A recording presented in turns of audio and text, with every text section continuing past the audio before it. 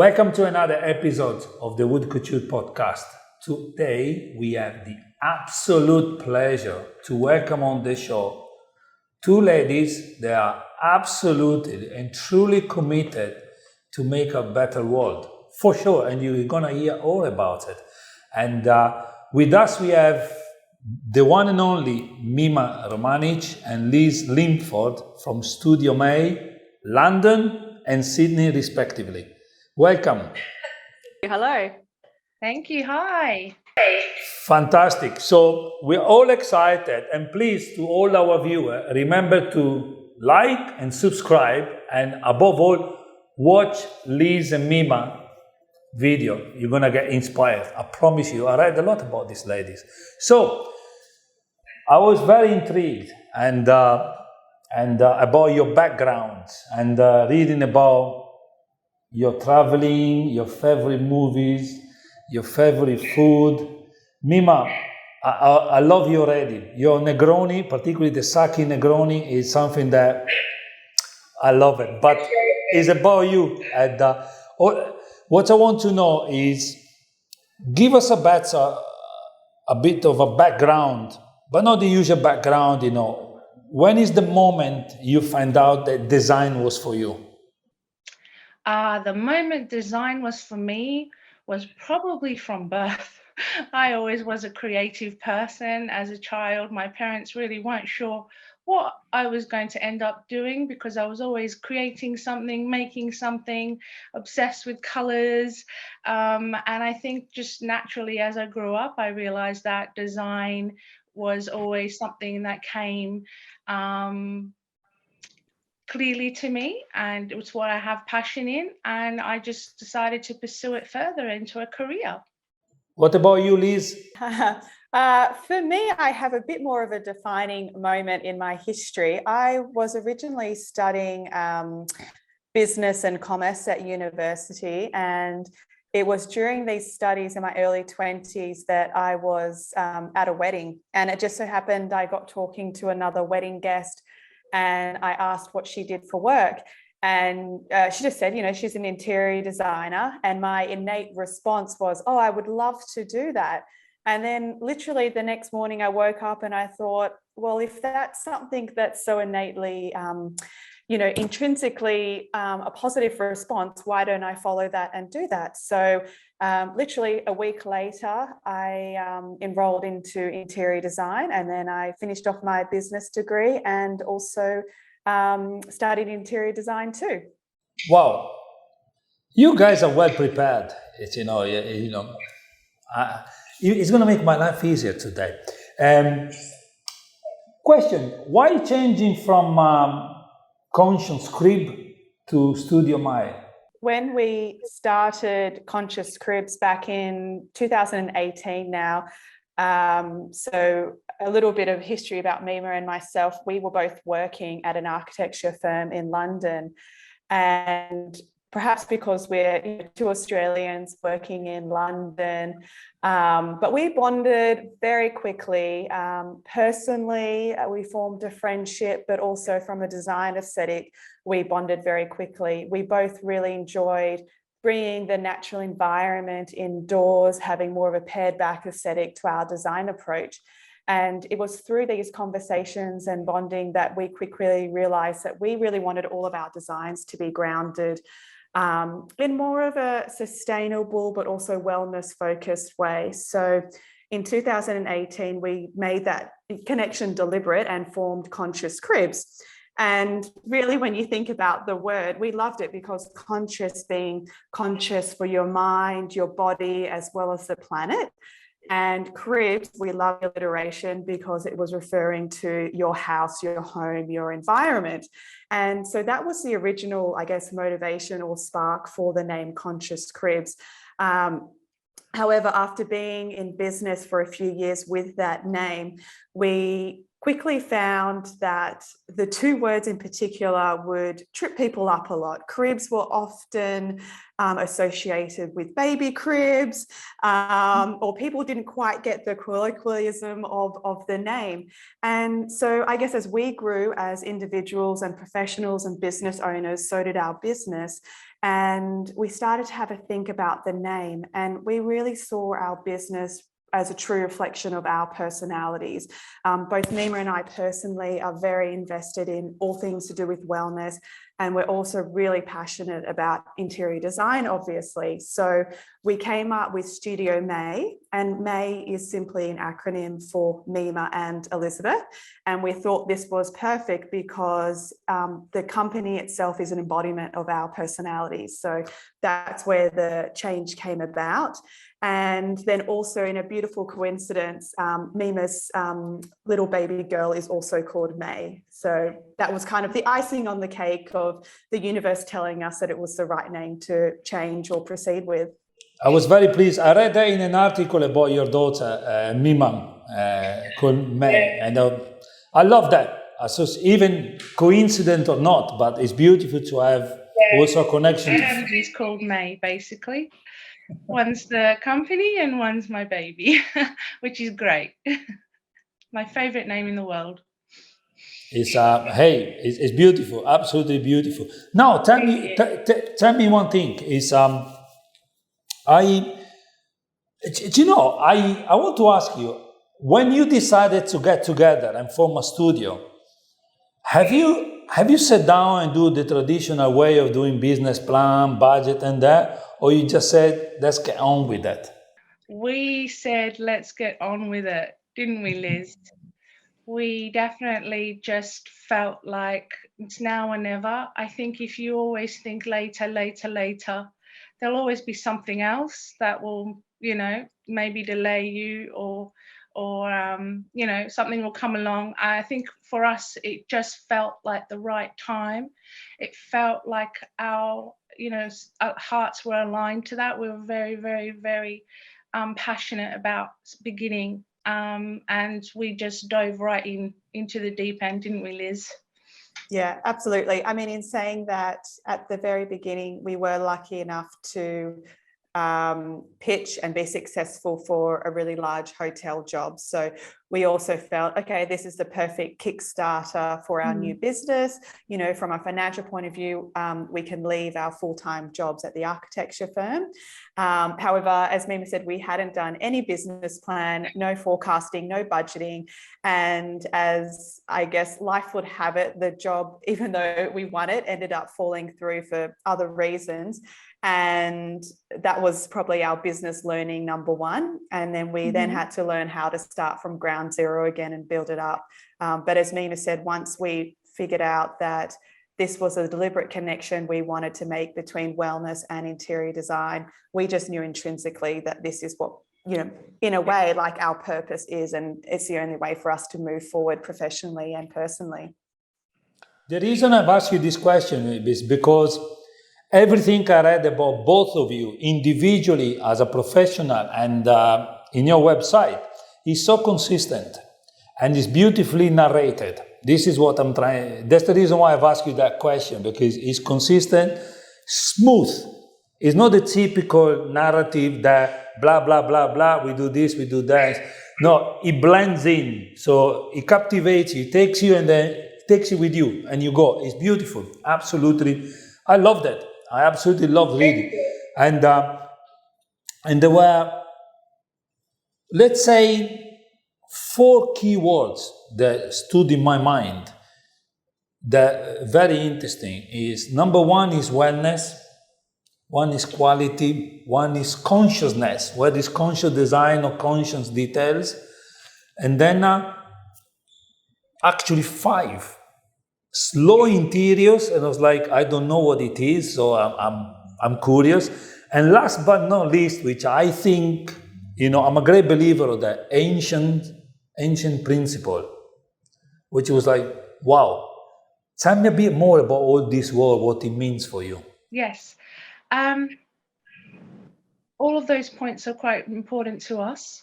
we feel that if your viewers and listeners go to our website, they'll see a framework that Liz and I have spent quite some time over the years really developing and honing in on what it means to design for well-being. And in this framework, things are touched upon that we feel if we cover them or design based on the research that we've done for each of those elements, that we would achieve an ultimate sense of well-being for the end user. So that for us is really important. Wellness is the most important, I think, of all. Correct, Liz? Yeah, absolutely. Correct me if I'm wrong, but yeah. Well, wellness is ultimately the desired outcome that we want for all of our projects, as well as being obviously aesthetically beautiful. And Yes. I think a few of those 5 points that stood out to you, Filippo, as Mima said, are part of our framework. So things like slow interior design.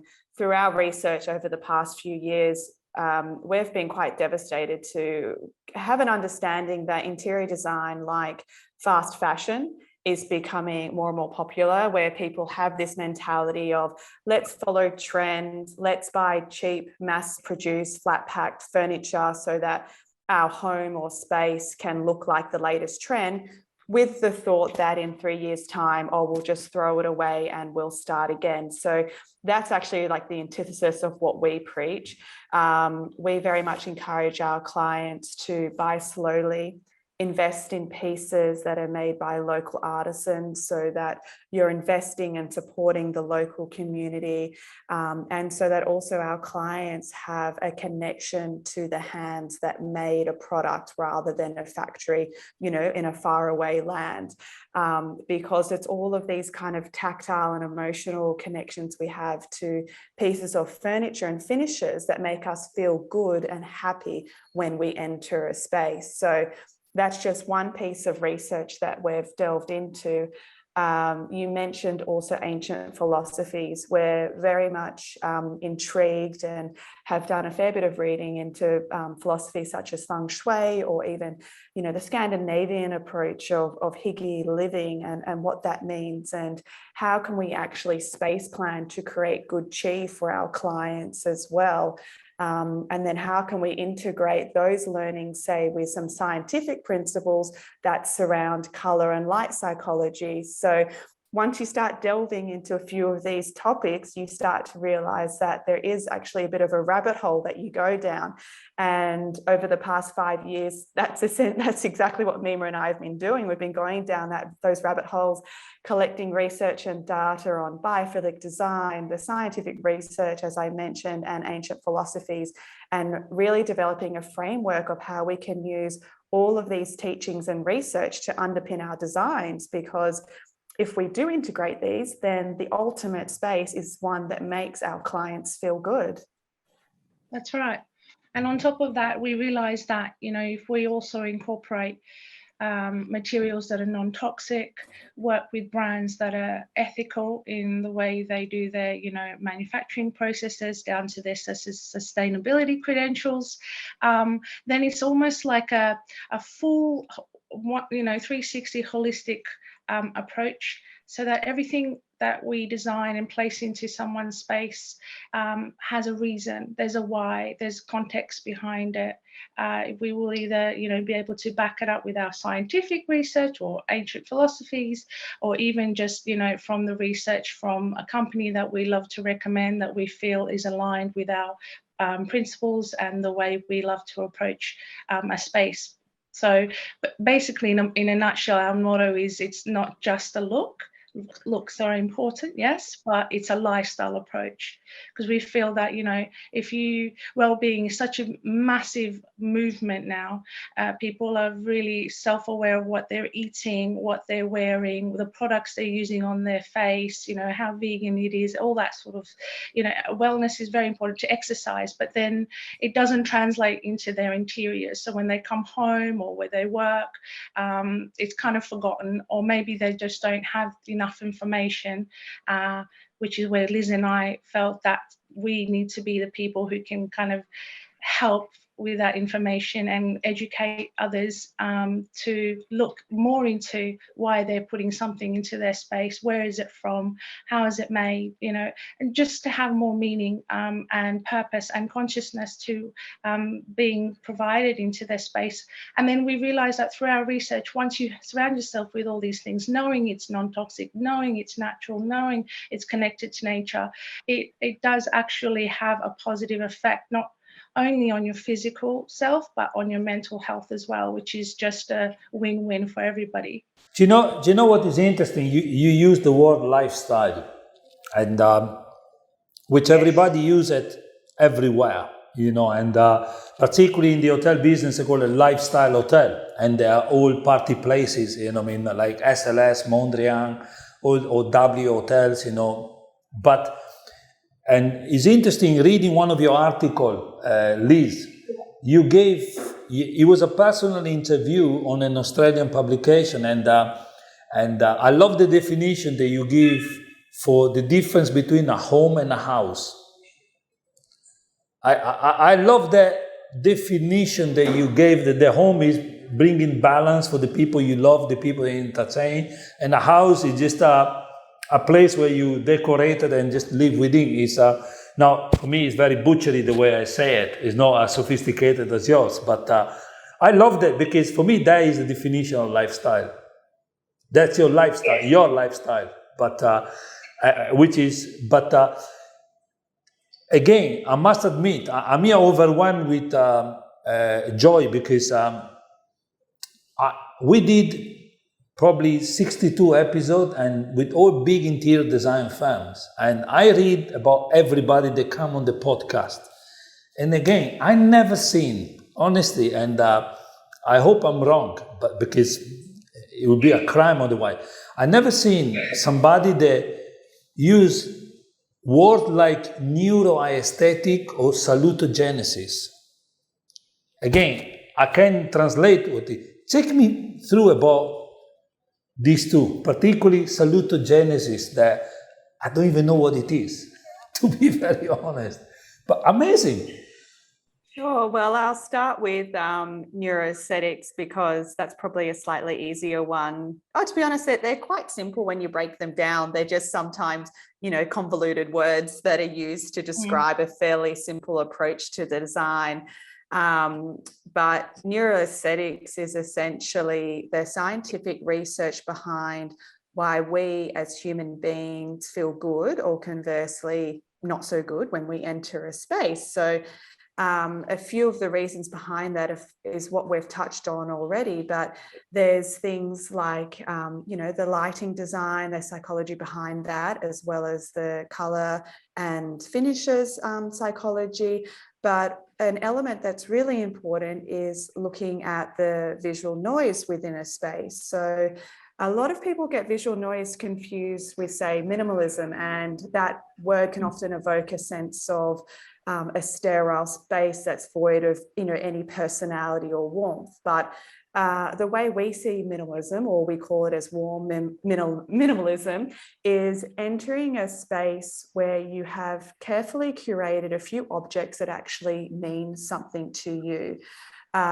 So our approach to design is often creating a backbone of a space that is very calming, almost a cocooning space.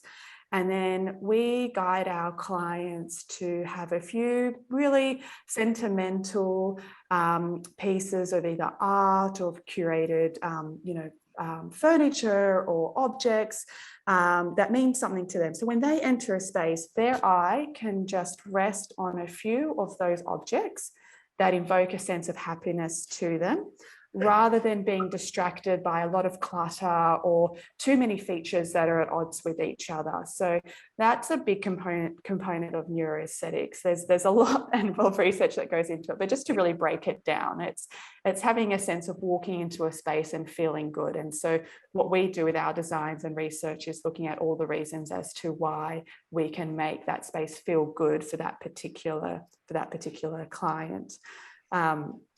And then saluogenics is just really looking at the health of a building and design as well. So it is bringing in the elements that we've touched on in terms of biophilic design. Okay, that biophilic design is so much more than just bringing some indoor plants inside. It's actually looking and being inspired by the natural environment and how we can use that within interior design. So the textures within the natural environment, such as using woods and natural materials that then calm our nervous system, but then also mean that when we touch them, we're not absorbing any toxins into our skin. Again, it's looking at the tonality and the layering that we see in the natural environment. How can we be inspired by that within interior design? And then it's also looking at elements, you know, such as the air quality within our space, because in most homes, the air quality indoor is worse than it is outdoor. It's looking at, again, kind of the acoustics and, okay, the absorption as well as the reverberation of noise, because even if it's, you know, some low level outside traffic noise or noisy neighbors upstairs, if you're living in shared apartment living, all those things start to chip away at our nervous system and probably without us even realizing consciously add to our load of feeling a bit stressed.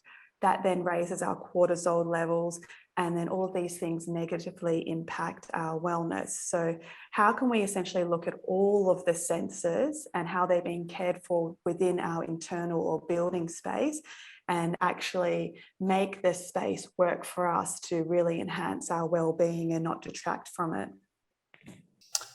Mima, why do you like the public hotel in New York? Oh my goodness. Wow. What can I say about that hotel? That hotel just felt like you were walking into a home. It's really weird. It's very artistic, very cool, but it felt inviting. And I think it was really, really thoughtfully planned out.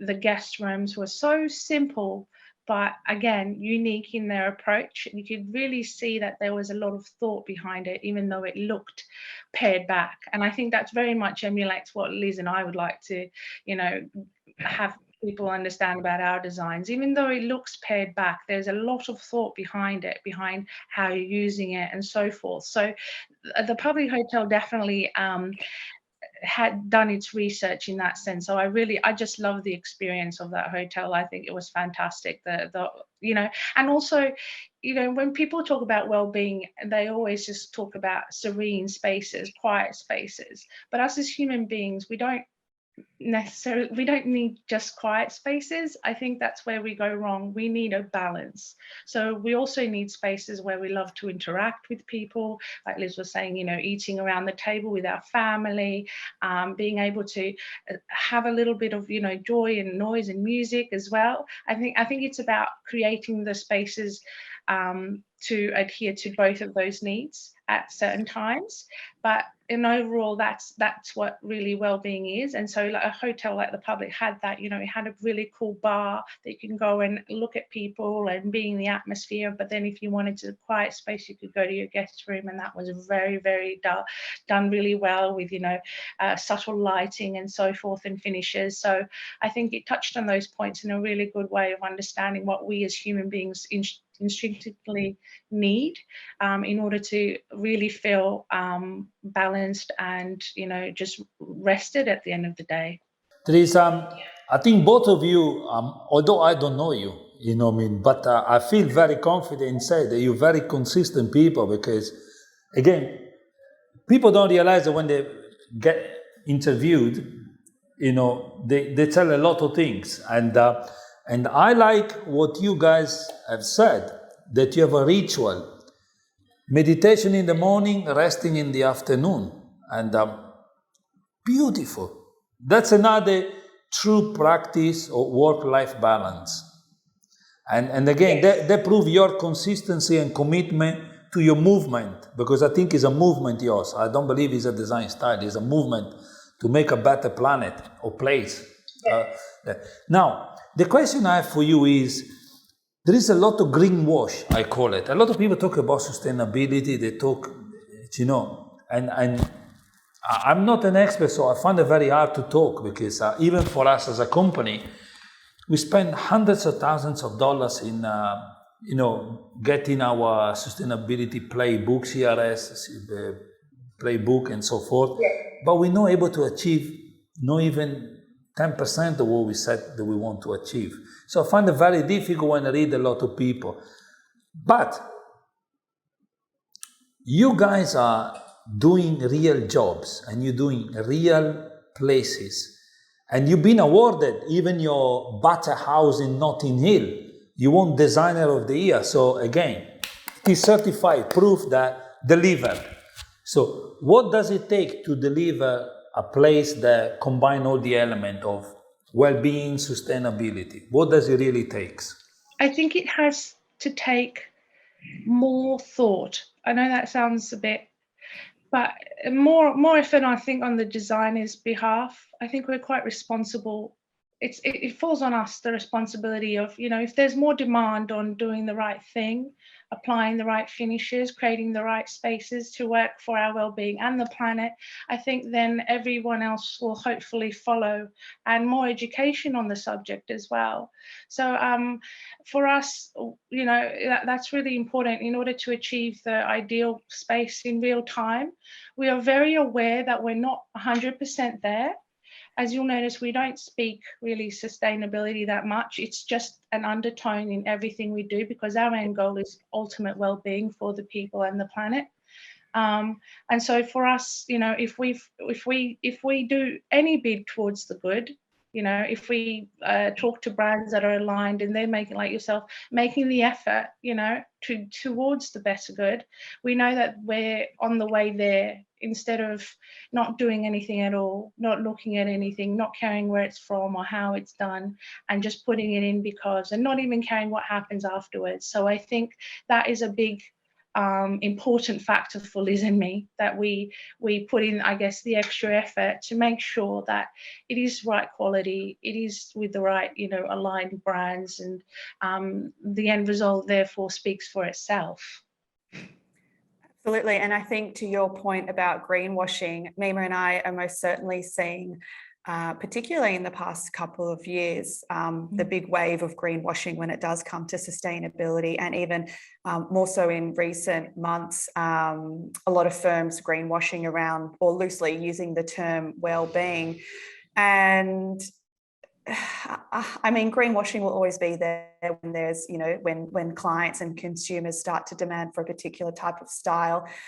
We just know that because we have the research and in-depth knowledge from the past 5 years when we decided to specifically design with this approach, that we have the knowledge and the backing to support any design approach or idea or statement that we do. So we're not really afraid to go up against anyone else that might be throwing the words around loosely.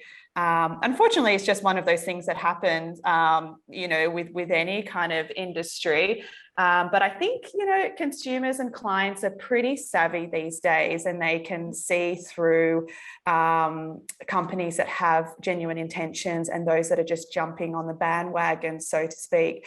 We certainly feel that where we feel the gap in the market is that either firms are very strong in their knowledge about sustainability, for example, but they don't know quite how to translate their knowledge in sustainability to high-end luxury aesthetics, or firms obviously have nailed the luxury aesthetics and then are trying to greenwash with sustainability, but that's fairly transparent as well. So where we think, I guess, our unique position is that we do both. We have, as I said, a huge amount of research, understanding of wellness and sustainability, but that doesn't mean compromising aesthetics. It doesn't mean our clients have to have, plywood kitchens or anything like that. As you mentioned, our residence in Notting Hill has been nominated and won many awards, and that's because it has this of wellness and sustainability, but it is also,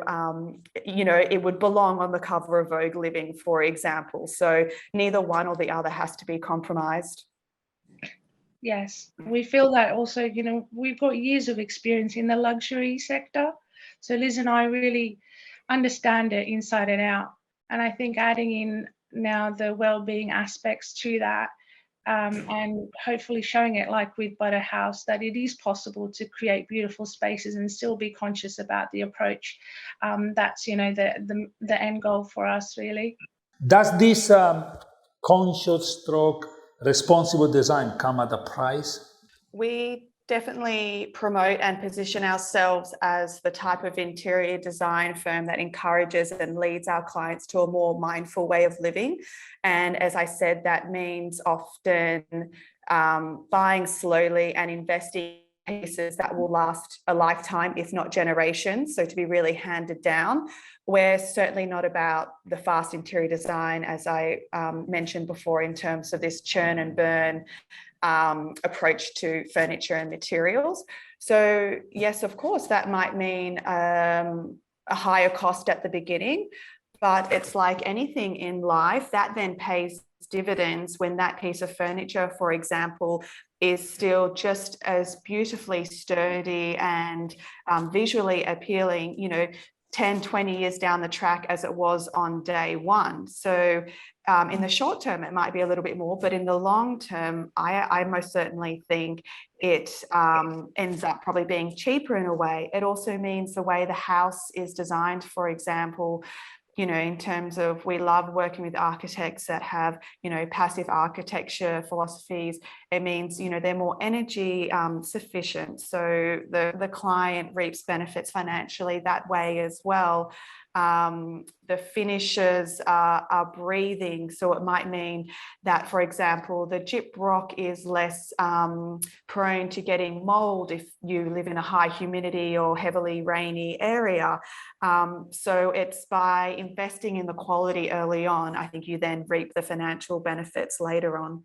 Another of your quotes, which is my absolute favorite of all time. And in my opinion, my personal opinion, not my organization or anybody else, it is the enemy of the interior design community. But I love what you written. We don't prescribe to fast-moving trends on Pinterest and Instagram. Absolutely, amen. So where do you take your design inspiration from? We get our inspiration from, as Liz said before, nature, really. At the end of the day, if you've noticed, people are overwhelmed. There's too much coming at them, technology, everything, and we find that we are our best when we slow down, pare things back, go back to simplicity. And so really we just go to what feels natural to us, what we are kind of drawn to as human beings. You know, when you're very stressed out, sometimes we always get drawn to go to a place of nature, a park or a beach or somewhere to wind down. There's something that connects us to our environment. We are part of the world, really. So that's where Liz and I get our inspiration from. We go back to what's instinctively human, makes us human, and then we create from there. You know, it's incredible. Both of you are. So Liz, what about you? Where do you get your inspiration from? Yeah, I mean, I'm absolutely the same as Mima, and I think that's why we're two peas in a pod, or the reason why we connected and started this business. Nature is always the driving source of our inspiration. So, for example, at the moment, we're designing a home in Provence in France, and we've just been so inspired by the natural beauty that surrounds there, you know, the lavender fields or the golden sunsets on the wheat fields. And that's very much been driving our concept or aesthetic approach for this one particular home. And I guess just to be completely transparent for your listeners, we still definitely use Pinterest. That's not to say that we are creating an enemy out of Pinterest. We just don't go to Pinterest for our initial inspiration. inspiration. We come up with our concept.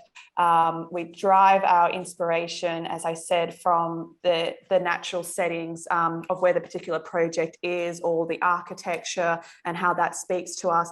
And then we use those tools like Pinterest or social media or whatever it is to then find the images, because we still need to be able to convey what's in our heads and our ideas and concepts to the clients. But we just never go to those sources as the first step, because as you so rightly said, where our whole core purpose is not jumping on a trend, but it's just being true to ourselves and our philosophies, and then using those platforms as a supportive way to convey our ideas. What inspiration did you take from your 3 days in Iceland, in Reykjavik? Oh, in Iceland. Gosh, that was a few years ago. Oh my goodness. Iceland is probably one of the most amazing countries I have ever been to. I don't think I've ever been to a country where the landscape varies so much within such a short distance. From obviously like the icy glaciers, the blue tones in there, into the cool greys, and then straight into the fjords, which were I think a lot of the Game of Thrones were filmed there, but they had just the beautiful layering of the different richness within the rocks, and then the waterfalls and the different types of native grasses that surrounded there. And so you'd go from the glaciers to these fjords, and then almost out to this desert-like land where everything was really short, really low plantation. It almost felt like you were on Mars or something like that. So that was just absolutely incredible. I've never felt like I was in 3 different worlds or countries, all within a 15-minute drive of each other. But as a good Aussie, you are missing one very key ingredient. The beach? No, a good Italian red wine. Your advice is bring lots of wine. Oh, yes. Iceland's very expensive, so especially the alcohol. So that was my piece of Aussie advice was, stock up on duty free or before you go, and bring a few bottles of red wine. Practical advice. Yes. That interview was cracking. I was like, unbelievable. You are 3 days into nature, in the best environment on the planet. What does a nose is missing? A glass of wine.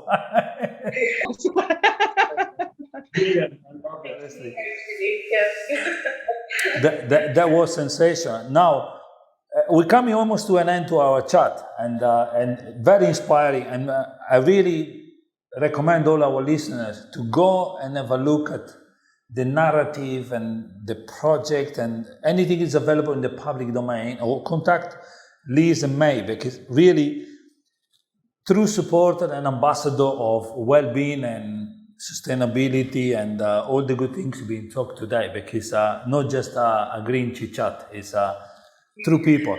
Now, what advice would you give to young newcomers to the design industry that want to take your same path, going through conscious responsible design? I think I'm trying to remember when I was a young designer, and I feel like it's a different world, the design world now, to what it was when I began. I'm showing my age, but I feel that the new generation is so much more, I guess, awake. We're a bit more conscious about the planet, hopefully, a bit more mindful on these things. And so I think our way of doing design, hopefully everyone else will continue in that path as well, because it is generally for the better. So for young people starting out, I think my biggest advice would be to just keep going. There are going to be days that are really, really hard. Our job is not just, you see the beautiful end result, but it takes a lot of blood, sweat and tears, as they say, to get there. But when you see the end result, it all washes away, and it's completely worth it when you realize you've created something more impactful, not just on yourself as a designer, but for your clients and for the planet. You can go to sleep well after that, knowing that you've done good. I think that would be my best advice. Absolutely.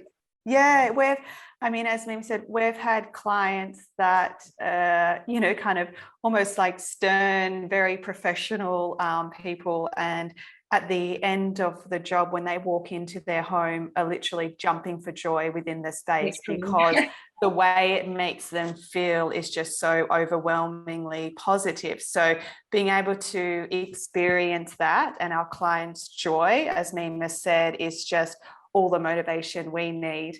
I would say for young designers starting out, and especially if you're, very interested in the type of design that we do, as cringe as it is, like, knowledge is power. So researching those brands that are aligned with how you want to design. So are they meeting the ethical and sustainable practices that you hold true to yourself? Or if there is a particular type of philosophy, like we spoke about feng shui or even biophilic design, that really interests you, then just start delving in, read all those research articles. There's a wealth of knowledge out there on the internet. There are some amazing firms, architecture firms, that are doing their own research, particularly in biophilic design, which Mima and I we almost set aside a day every week to read new articles that come so we can stay up to date with what's going on. So knowledge is always power. But yeah, just stick at it. And if there is anyone that's really aligned or intrigued by what we do, just drop us an email. As you said earlier, I'm in Sydney, Mima is in London, so hopefully we have most of the time zones covered. We're so passionate about what we do, so we're happy to mentor or answer any questions for young and inspiring people that are really aligned with our approach. And the day that you decide to hang your boots or pass over to family or kids or whoever, how would you like to be remembered? Well, both Mima and I say that we're never retiring, so No. it's going to be a while. Doesn't that sound crazy? Yeah. Our dream is to never retire because we love our job that much. It's true. But perhaps when we our time on this earth is finally done, I think we would both like to be remembered as, in a way, almost pioneering this type of design. The words that we're speaking about now are becoming a lot more common in everyday language. But when we started making this design approach deliberate over 5 years ago, there was no one speaking this language. And we came up with a lot of roadblocks, which I think just happens when you're really trying to start a new movement, like you put it. So, we certainly don't need to be famous, but it would be nice to be remembered for the small part we made in hopefully making the planet a slightly better place, and also improving the lives and overall well-being of the clients that we're fortunate enough to work with.